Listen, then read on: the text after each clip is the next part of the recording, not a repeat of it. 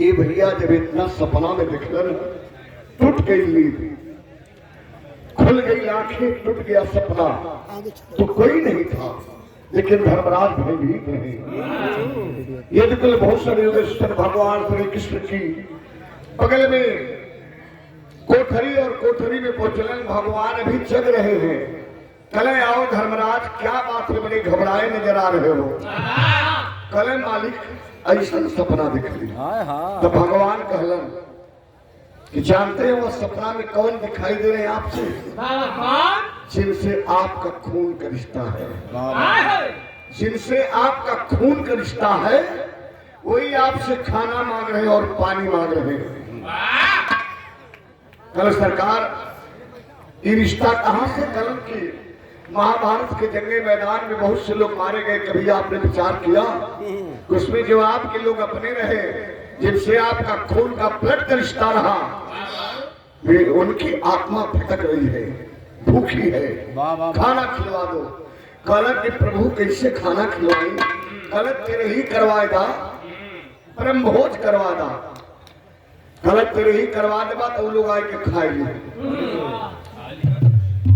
कलक ये सरकार इतना भयावह चेहरा डरावना है, उकुल आए के अगर पाक में बैठ के खाए लगे हैं तब मैं कहूँ छेराई के मर जाएंगे। कल ऐसे नहीं होगा, न्योता दीजिए, सारे लोग आएंगे, सारे लोगों के सामने भोजन की थाली पड़ेगी, और थाली में सारा भोजन पड़ेगा, और हर व्यंजन में से थोड़ा थोड़ा निकाल के बगल में रख करके पानी से आचमन देके प्रणाम करके जब खड़ी है, तब तुम्हारे लोगों की भटकती हुई आत्मा को शांति मिल जाएगी। तेरे ही के नियम है बाबूजी, परम भोज में खाइए की है नियम हो। अरे बाबा कोई भी खाए में देता है तो जितना भी व्यंजन मिलल हो मन से थोड़ा थोड़ा निकाल के बगल में रख के प्रणाम करके तब खाए। आजकल तो बफर सिस्टम चलत हो, गिरावे के लोगों के मौके ना हो, मौके ना हो, लेकिन नहीं बाबूजी होना चाहिए। खाना हमें पता कैसे चली कि आखिरकार हमारे लोग खा लेने कि ना खेलन। खाना बेगर बजाए 7 बार बजेगा, बेगर बजाए 7 बार बजेगा, सत्यवादी घंटा बांधा जाएगा। वहां जहां आपके भंडारा का दरवाजा होगा, भंडारे के दरवाजे पे सत्यवादी घंटा बांधा जाएगा, बिगर बजाए 7 बार जब बज जाई तब समझ लेना धर्मराज के आप लोगों के भटकती हुई आत्मा को शांति मिल गई। धर्मराज की तेरे ही फल गई, न्योता घूमे लगल। अच्छा ये बाबू न्योता धर्मराज का कहां तक पहुंचल बा? तेरे हमी के न्योता तर्ज बदल गई। कौन की थम है?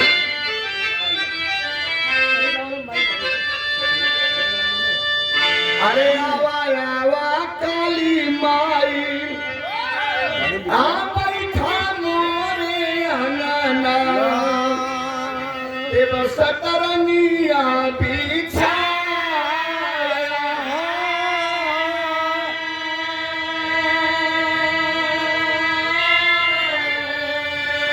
आ गई के घिउआ से घुमावा करइबो, घुमावा कसी मेरा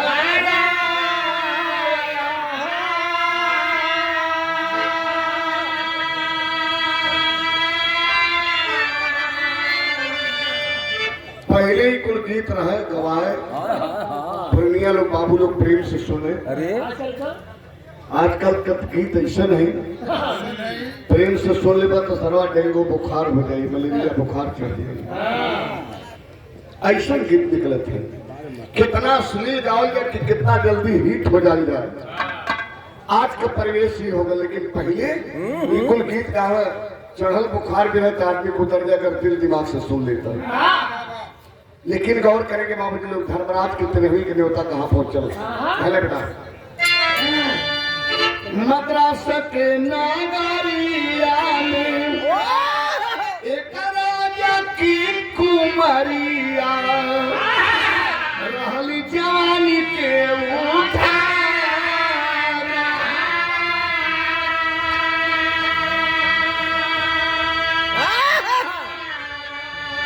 चढ़लिया करिया लड़ली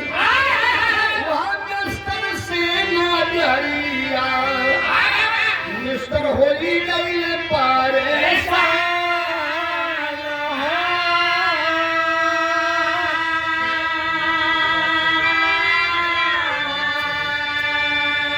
मद्रास का राजा बाबू बलवंत सिंह। अरे बाबा बलवंत सिंह के कई बेटी बड़ी दुलरवी बेटी रहा। बेटा ना भले कोई औलाद ना भले के बेटी के पाल पोस के बेटा का प्यार देखे। बाबू बलवंत सिंह नाम का धैले हुए रूप की रानी। रूप की रानी रूपवंती। ये भैया धीरे धीरे वही महल में 16 बसंत पार कर, लेकिन दरवाजा बाबूजी के दरवाजा से बाहर रूपवंती बेटी ना भई। आज जब 16 बसंत पार के लिए मालूम क्या भल एक नियम बना ले 4 बजे भोर में पिताजी के किला के ऊपर चढ़े, आखिरी छत पर चढ़ के भोर के मेला का हवा आनंद ले। आज राजकुमारी रूपवंती छत के ऊपर चढ़ करके 4 बजे भोर में एकांत वातावरण का आनंद लेते रहे। तब तक राज दरबारी मिस्टर राज दरबारी में सर राजा के दरबार में झाड़ू मारने वाला जात का डोम मतलब आज का सफाई कर्मी। आज का सफाई कर्मी खाली डोमे हूँ। अरे हमारे यहाँ के पंडित जी भी हुए, चौबे जी। पंडित जी तो क्या पता है ना 35-40 हजार इसमें तनख्वाह मिले तो सरकार को। घर में रहा ना तो क्या आदमी रख लो उनका कोई ड्यूटी कर लो।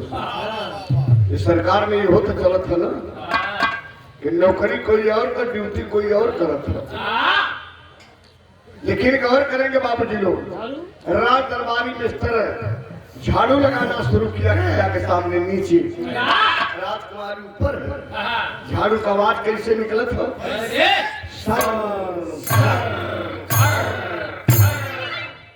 सरसर सरसर खरखर खरखर का आवाज वहां तक पहुंचे जहां रूपवंती राजकुमारी बैठल है। एक बदला बाबू एकांत वातावरण राजकुमारी के डिस्टर्ब होने लगल, खिसिया गई, दिमाग में टेंशन हो गई, टेंशनाइज हो गई और आगे गई। और जब आगे बढ़ल तो किला के ऊपर मुरेरी मुरेरी पर हाथ पटकलस। अरे बाबा हाथ पटक के मारे गुस्सा में जब नीचे तकलस तो मालूम क्या भर हाथ ऐसे जब पटकल तो करे हाथ का कंगन खनकल। अरे बाबा कंगन जब खनकल तो कंगन के खनक मिस्टरवा के कान में पड़ल तो एकर दिमाग छनकल। जब दिमाग झनकल तब मिस्टरवा दहिने बाएं ताक के ऊपर तकलस। मिस्टरवा ऊपर ताकत है, राजकुमारी नीचे ताकत है। नैन 4 हो गई। आज जब नैन 4 हो गई तो राजकुमारी कले जाए तो डुमवा झाड़ू मार के चल जाई। ये मार तो झाड़ू सोचली कि कहीं के बात धीरे धीरे लगाओ, आवाज हर तक ना आवे। लेकिन ये भैया उतर जाके बैठ गई, मिस्टरवा के हिले लगल। कैसे? वो हिले लगल, खेव लट गई, मुंह में बवाई गए। कैसे?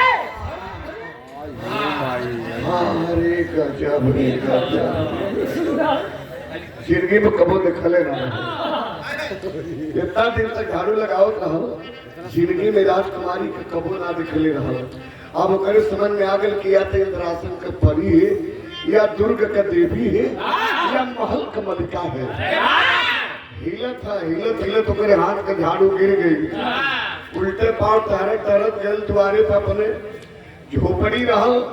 झोपड़ी के आगे एक नीम का पेड़, पेड़ के नीचे चरपाई धराम सोई पर गिरल। आज जब धराम से गिरल तब निबिये में ताक है।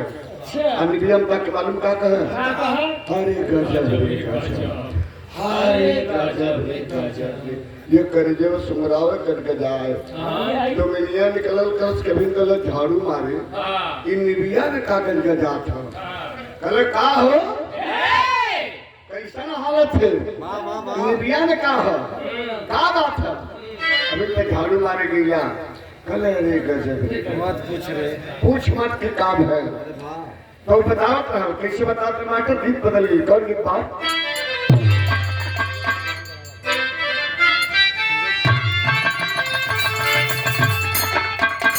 परमादरणीय सूरज भैया भारी प्रधान महोदय जलालाबाद से सादर 4 रुपये बहुत शुभकामना। और भी बेटा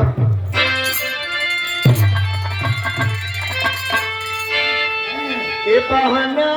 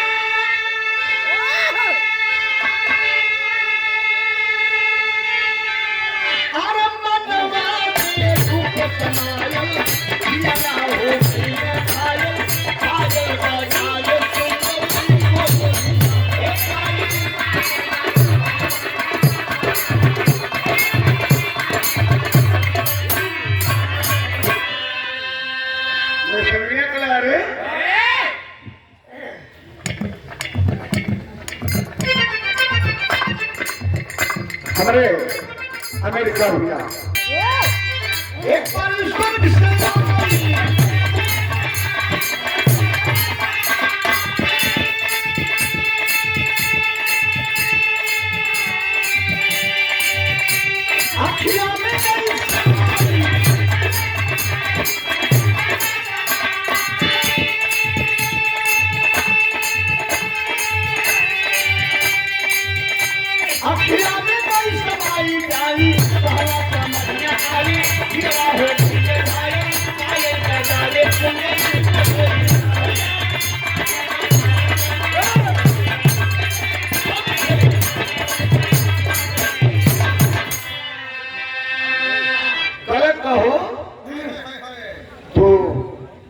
के परी के पायल के सुन के घायल हो गया।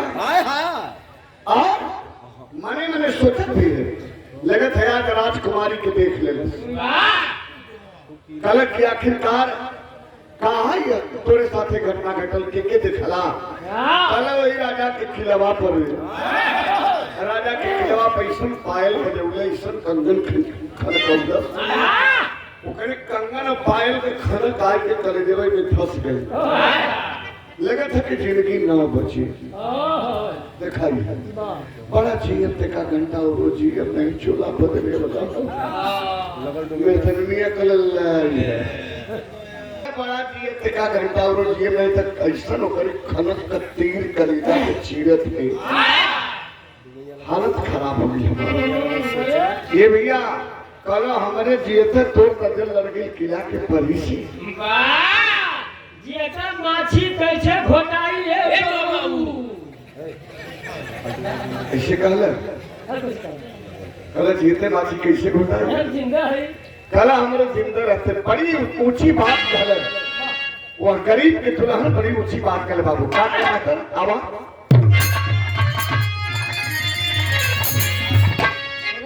करे देवा कैसी मानी सजना अरे करे देवा कैसी मुरमानी सजना स्वाति छोड़ पतिहारा कई दूसर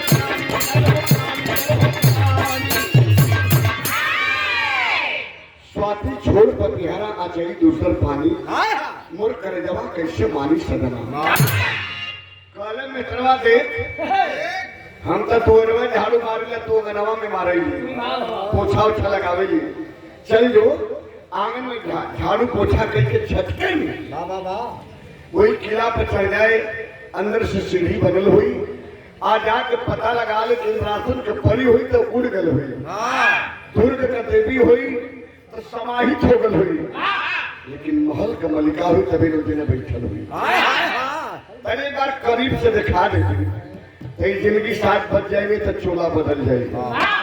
पतिव्रता नारी वह मिस्त्री सोच रहलस कि जरूर अपने पति के लिए कर्म करूंगी। कई झाड़ू पोछा लगौलस आ सीढ़ी पकड़ के जब ऊपर चढ़े लगल तो मने मने सोचे थे राजकुमारी से कैसे कही कि हमार मिस्त्रवा तो के देख के मरत हो कहो कि खुद मुआ दे आना कहले तो गलवा मर जाई फसल बड़ा धर्म संकट गई ऊपर राजकुमारी पिछली कैसे आना हुआ ये एकांत वातावरण है हमारे बगैर इजाजत के यहाँ हवा नहीं चलती है तू कैसे आ गई बोल बात बतावे लेकिन छाया बाद में फिर हमें चावल के बीच छाया बाद निकल मिस्टरनिया खुल बात बतावे लेकिन बंद रहे क्या कहना कर अब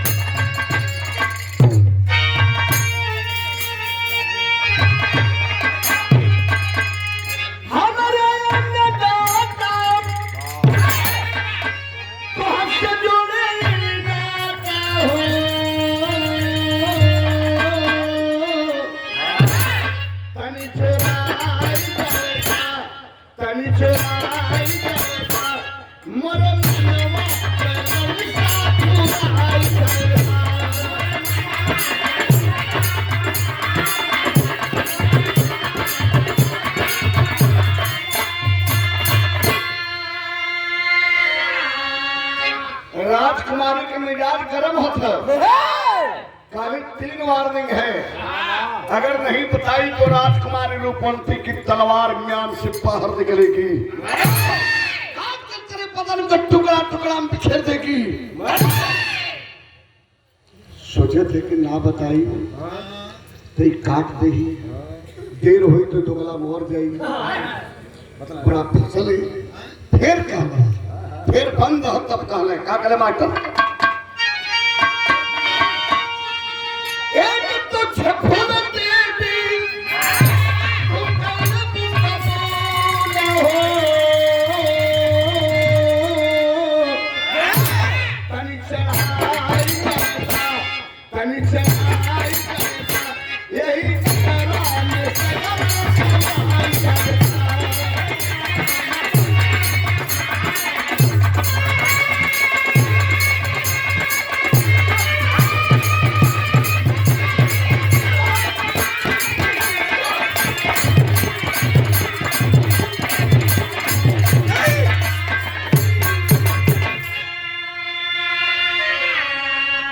एक तुच्छ फूल देवी तो कह लेबू कबूल, तनी समाज जायदा यही गगरा में सगरा समाज जायदा।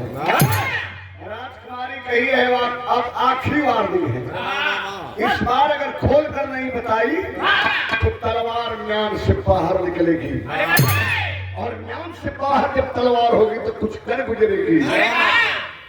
सोचे थे कि अब कहीं की पड़ी ना कहा तो गर्म हो गई है, मतलब गुस्सा हो गई है। कहे क्या कहे बाबू तब कहल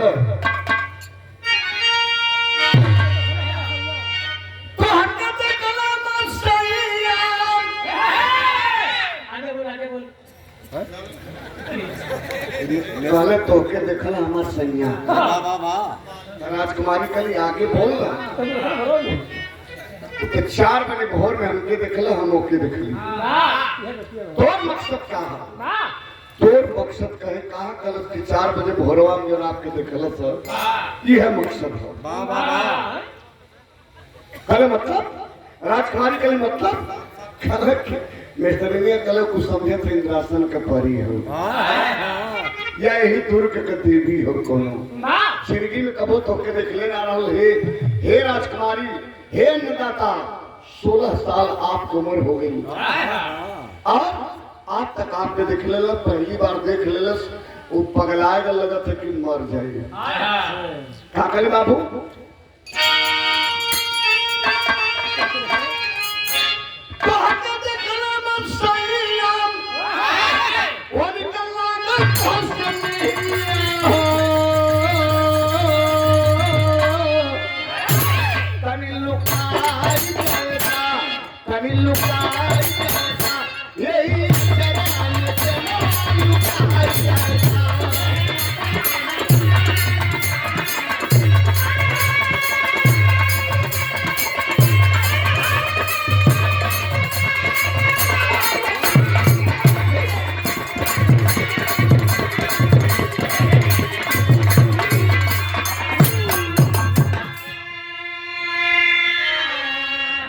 राजकुमारी रूपवंती, अरे नीच कमीनी कुत्ती के औलाद, यह शब्द कहने में हलक से तेरी जुबान कट करके धरती पर नहीं गिर गई।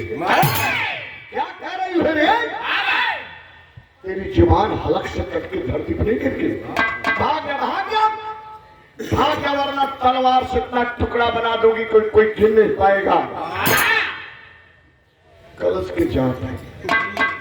हे राजकुमारी, हम कहीं का सकीला आप अन्नदाता हो, लेकिन हम जाते 1 घंटा ना देती, कल 1 घंटा ना देती तो फिर लाश आज के आपके किला के सामने सुतावल जाई। वो हो एक डोम के एक डोमिन का खून का टीका, कलंक का टीका तोहरे माथ पर लगी। 302 में बंद हो जाती, उसमें 302 चलता है, कोनो कानून नहीं रहा। दामल हो, कच्ची फांसी हो, तो क्या पता है ना। राजकुमारी के लिए सुन सुन सुन सुन सुन कैसे रे कला कैसे का सवाल साफ है। आपके नाय अगर करीब से देखी तो वो मर जाएंगे, और वो मर जाए तो हे राजकुमारी हम पतिव्रता नारी है। जोने नारी के सुहागवे सिंदूरवा उजर गए, वो धरती पर जीवन व्यर्थ हो, तो वो मर जाई हमारा आदमी तो हम मर जाए। आ खाली आप तभी सब दर्शन दे देबू तो वो जियत रही तो हम जियत रहो। राजकुमारी के गुस्सा जो हाई कमान पर हल बाबूजी खर्च से 0 पॉइंट पाएगा। कैसे मुन्ना आवा झुक गई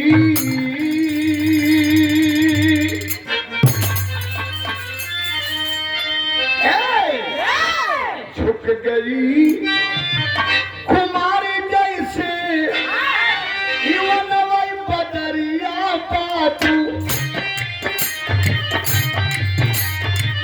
राज बेटी बोली मन में बच गई वो हमारी शुक्रवार मावई कहता हमारा सगरवा रनिया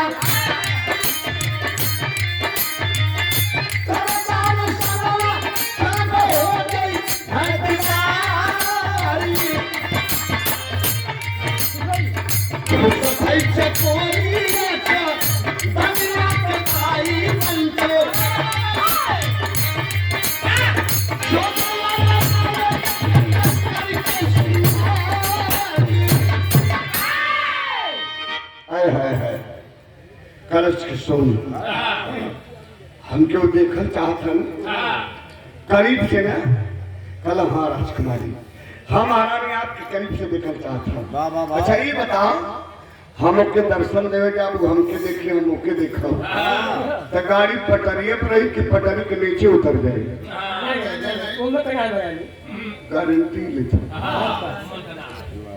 करे नहीं राजकुमारी खाली आपके नजर भर देखना चाहता। चलो जो जाए के उससे कह दे कि झूठा जोगी बन जाएगा। ऐसा फेस बनावे कि कोई गांव नगरपुर के जनता जनार्दनों के कोई पहचाने ना और पिताजी कोई रास नयन सरोवर पे आए के ऐसा जोग रमावे कि कोई कुछ चिन्हे नहीं। लोग ये यहाँ कर दर्शन करे वही भीड़ में कहा कि हम चलो दर्शन होकर हमारा हो जाए। कल ठीक बात ये भैया मिस्त्रियां मुड़ल और मुड़ के आई मिस्त्रवा के पास घरे गई तब तक देखा तो कर हालत ढेर बिगड़ गया। करियाई पुतरी भीतर हो गए सफेद के बहरे हो गए जो जल्दी जल्दी सांस लेता है कौन अब आधा मिनट पर रुक रुक के निकले मालूम कहे कैसे इस जल्दी में कहे अरे गजब है गजब है गजब अब जल्दी जल्दी ना कर पाओ।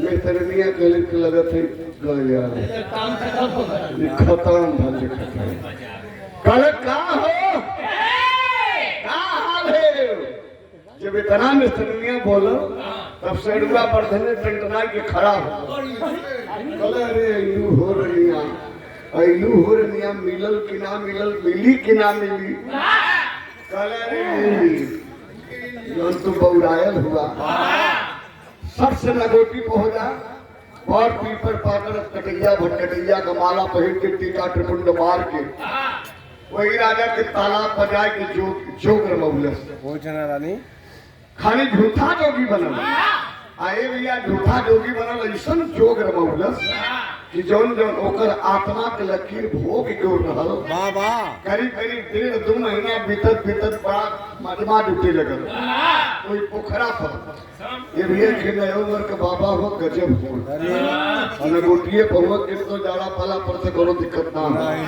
आँख खोल दे लेकिन बड़ा तेज मान लगत हो लोगन के क्या पता बा कि दरबार में झड़िया मारा डुमोए हो ये भैया बड़ा तेजवान लगत हो बड़ा भीड़ जाए लगल। एक दिन राजकुमारी वही छत पर से देखा था मिस्त्रियां बोला कली करे इस समय टाइम इतनी लंबी भीड़ कहाँ जाता बूढ़ जवान लड़का सयान मर्द मेहरारू सबे जाता मैं भीड़ लगा तब मिस्त्रियां कलश के महारानी भुलाई गई करीब 1.5 महीना होता और आप के कहले कोई जोगी बन गल वही का लोग दर्शन करल कुछ बात चीज सुनल राजकुमारी कल नहीं ऐसा चल चल चल चल चला जो के दर्शन दे देने तो कहियो अगर कोई पहचान ले तो कर इतना कुटाई हो जी कि जोगी से जोगा बन जाएगी। सजल पर्दा नसीम पक्की राजकुमारी जो हो क्या बात है। कोई पगली में सच के पोखरा के प्रांगण में जब गई है अरे बाप। जितना लोग बाबा का प्रवचन सुनत है कल बारे बाबा धन्य है आप, गजब आप। गजब आपकी शक्ति है।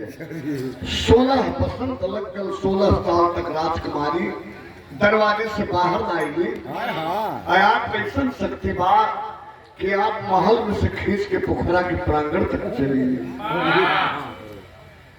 बग्गी जाके सामने खड़ी भेली, बगल में मिस्टरनिया रहो।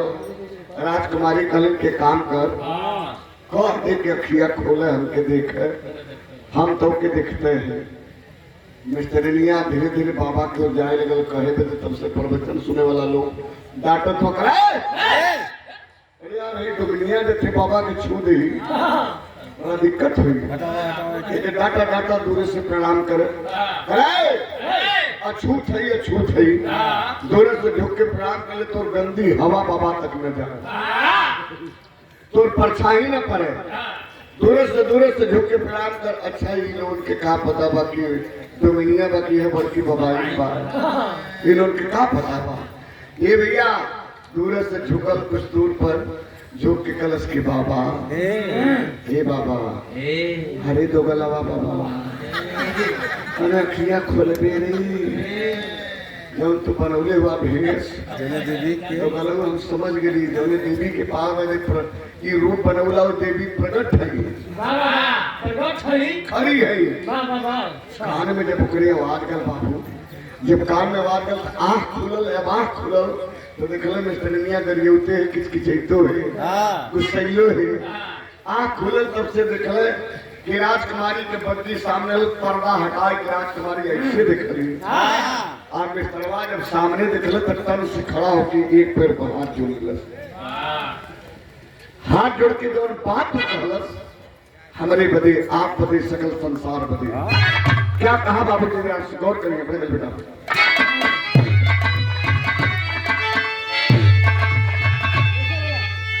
मिस्टर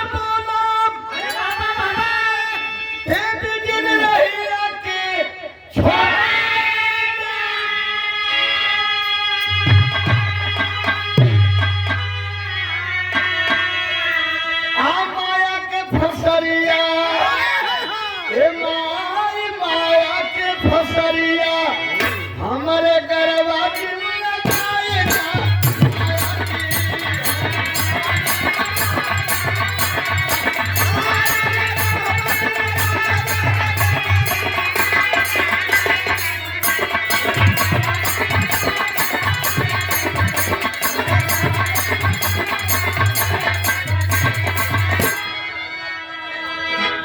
जब इतना बात कर तो सब खामोश हो गए, एकदम खामोश सब हो।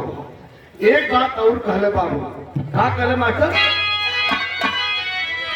कहा जगह सिखा के जन तो भोगा सिखावा आय अमृत पिला के जन तो मिरिया पिलावा तोहरे कहले इस भेष बना लेती। हे महारानी तोहरे कहले भेष बना लेली तो जोगवा सिखा के जंतु भोगवा सिखावा आय अमृत पिला के जंतु निर्या पियावा। महल से किला से यहाँ तक आए बदे अगर ये हमारे डुमिनिया करो क्रिया कसम धरोले हुए तो वो करे तरफ से हम क्षमा मांगते हैं। क्या करे बाबू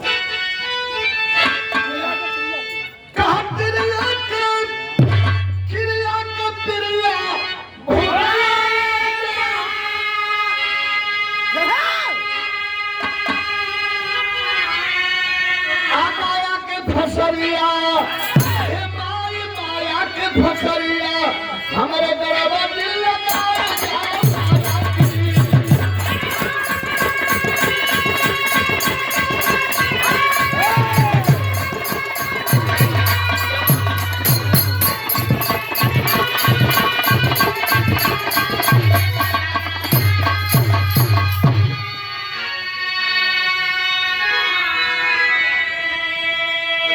जोगवा सिखा के जंतु भगवा सिखावा अमृत पिला के जंतु निर्या पियावा।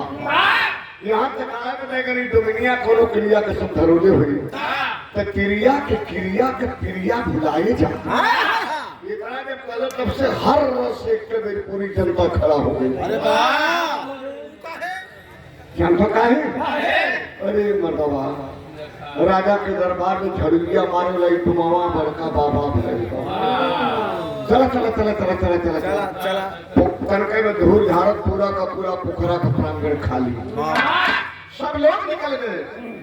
राजकुमारी के भी पक्की मुड़ल हो चल गई वहां पर चल के वही मिस्टर बचा आओ मिस्टर मियां कल का हो अब तक करीब से देख लेला ना पेटे के पानी पच गए ना चला चला चल के महीनों बीत गए राजा के दरबार में झाड़ू भर दे मिस्टरवा हाथ जोड़ के कलश के रे माई मेरा के माई कहाँ तब तो हम के माई कह कल अरे माई कहा तुम कहा हम कहा झाड़ू कहा बाहर हुई अब तक जब जिंदगी में मिले गला तो मिल गए ए बाबू छोड़ दिया मद्रास नगर छोड़ के मद्रास नगरी आज कहीं काशी नगरी में बाबा विश्वनाथ के दरबार के बगल में देखिए कुटिया बनौले अब कुटी बनाए के घूर पर बैठ के दाना बीने और भगवान के भजन में लीन हो गए। वो हर इंद्रप्रस्थ में धर्मराज के तेरे ही में बड़का बड़का पंडा पुजारी लोग खेले लेकिन घंटा एक को बार ना बदल खैलो लोग क्या थे पंडा पुजारी मोटकी चुन्नी वाला हाथ होने के लिए एक बार भी घंटा ना बदल बाबू सब लोग खैले जाता लेकिन पांचों भाई पांडव बड़ा हैरान हुए लगा था कि हमारे लोगों का भटकत आत्मा भटकते रह जाए शांति ना मिलल घंटा लोग देखे काले हो के बिगर बजाय 7 बजे सतबाती हो लेकिन एको बार हिलाए लाई टंटराए के तो दूर छोड़ा जाके पांचों भाई भगवान श्री कृष्ण से पूछलन कि प्रभु कहाँ कमी रह गई मन के भंडारा में इतने संस्कार में कहाँ कमी रह गई जो घंटा ना बदल हमारे लोगों के आत्मा भटकत रह गई शांति ना मिलल भगवान कल सबके खिया दिला कल धरती के केहू ना बचल बढ़िया बढ़िया साधु फकीर संत महात्मा के बुलाए के राजा रंग सभी की अमीर गरीब सब खरीद लेकिन कोई बचा नहीं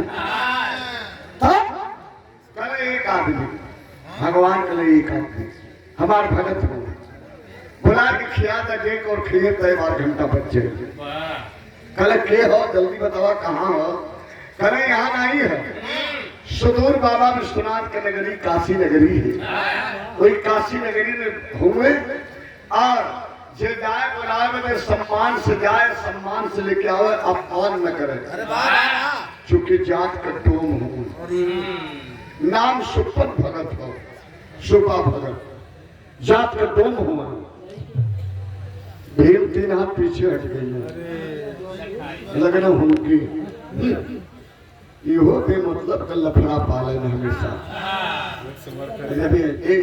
बढ़िया बढ़िया बे मतलब का लफड़ा पालन बढ़िया बढ़िया लोग खेलन कबो घंटवा ना बदल अब ये डोम डांगर खाइए तो घंटा बची अब डोमन के खेले आत्मा में शांति मिली भीम मने मने गुरूर खेले हुए और तब से धर्मराज में भैया भीम आवा अपने लोगों के आत्मा फसल धर्म संकट में चलिए भगत के बोलोले आवा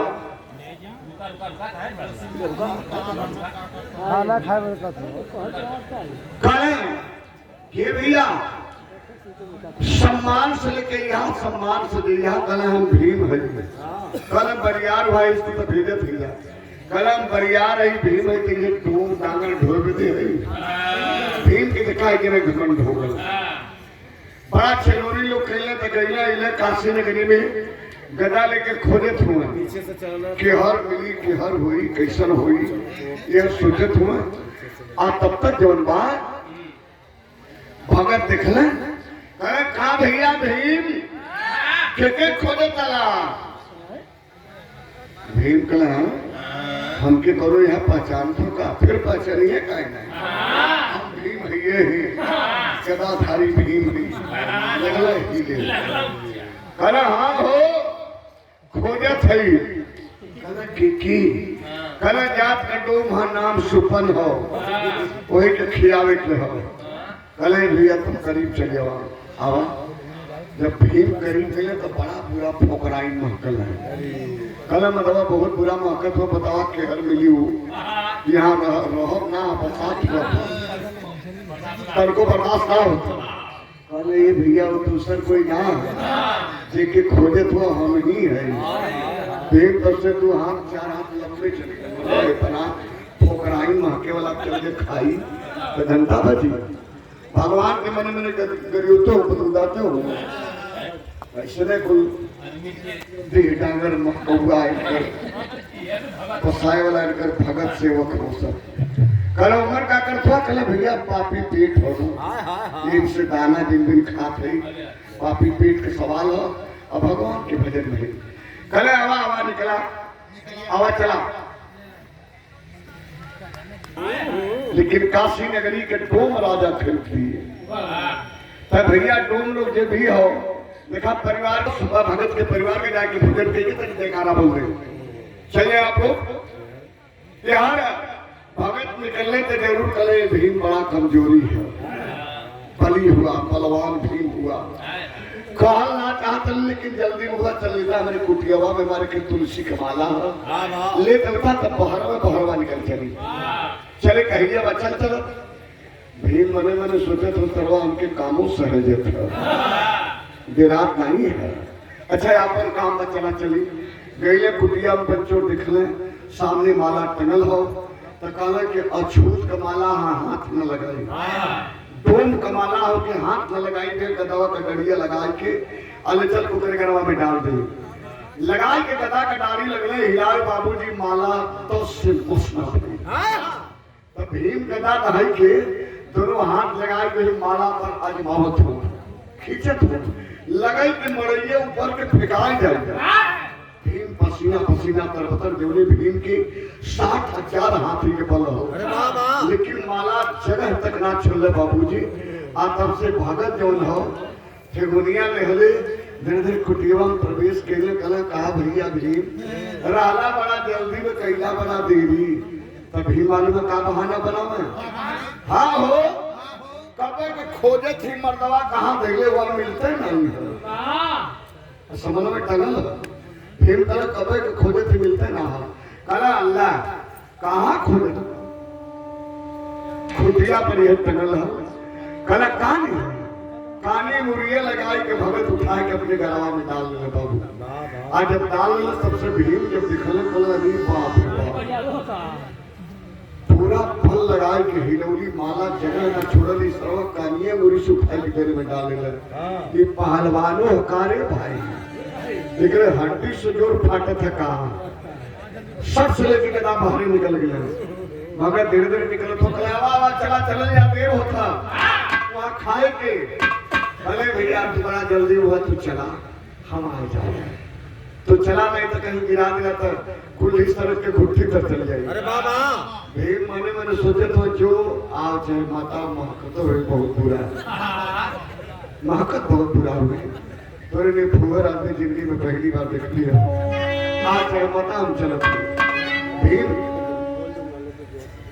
बोलते पहली आज जौन बार भीम के गईले मुगराज जब वहां पहुंचले मालूम का दिखत हुआ भगत भोजन करे बैठल हुए द्रौपदी 56 प्रकार के व्यंजन लगा के थाल सजावट है वहां घोरावे के नहीं बोल वहां बोराई के लोग ले मिले आ यहां खाए बजा दो तो तुरंत के घोरावे को होता जाले खा जा दान दक्षिणा पावा जा फिर जयकारा बोला जब माई की आत्मा की शांति मिले ये भैया भगत के जब भोजन करत दिखल धर्मराज बेलियां डुलावत हो द्रौपदी 56 प्रकार के व्यंजन सजाए के परोसत है लेकिन दिखलत कल एक छोली काशी नगरी में यहाँ एक बैठल खाए वह हो कि डबल रोल अगर वह हुई तो सर्वा महान खबूबा अगर वह हुई तो महान खबूबा कहीं रुकली नहीं हम उठते ही एक छोले रली थे पहलवाई के खात हो 6 कमर खेले बाबूजी सत्यवादी घंटा बिगड़ बजाए 6 बार बजा।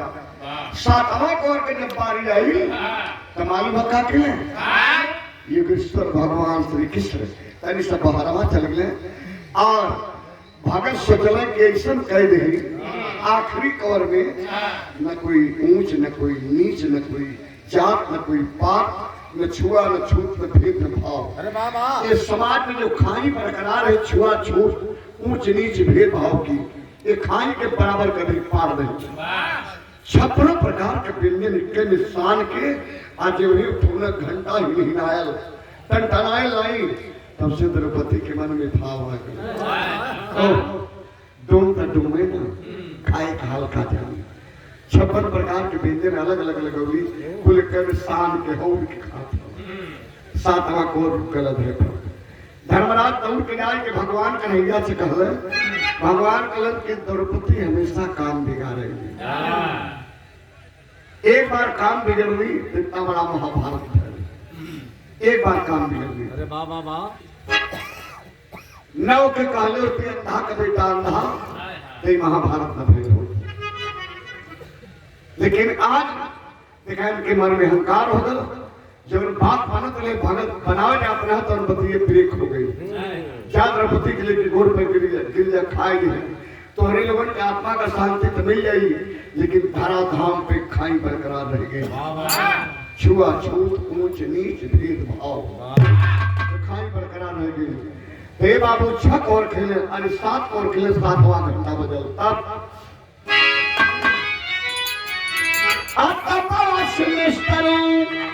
विख्यात होई गई रे तुहर सुबह डोम धर्मराज घर खैले इसे आज खाए बदे जयकारा लगाए बदे परिवार के लोग भैया लोग आदेशित करते निवेदन करते वैसे ही वही सुबह डोम धर्मराज के पूरे संस्कार में खाए और घंटा बजा तब धर्मराज के लोगों के जो आत्मा भटकत तो उस आत्मा को शांति मिली। तो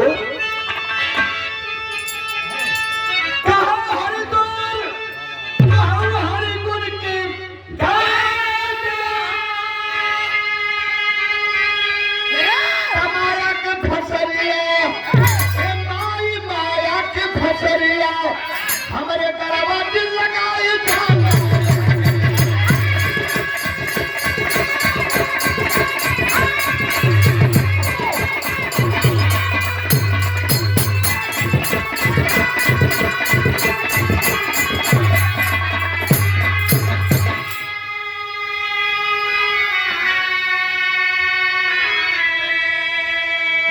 तब से लेकर के आज तक बाबूजी हमारे आपके समाज में भंडारा जब भी हो रहा तकरीबी संस्कार का तो सबके खियोले पियोले के बाद में आखिरी में वो लोग के बुलाए के बैठाए के कोई भंडारा के सामने कुछ दान दक्षिणा दे के और प्रणाम दे के लोग कहलन कि खा लो भैया जयकारा बोल रहा हमारे माई बाबू की शांति मिल जाए तो वो लोग खाने दान दक्षिणा ले जयकारा बोल तो शांति मिलेगा तब यह कार्यक्रम संपन्न होता है। तो मोहम्मद राम शेख सिंह सुबेदार की पानी हरिद्वार संगम मिला दे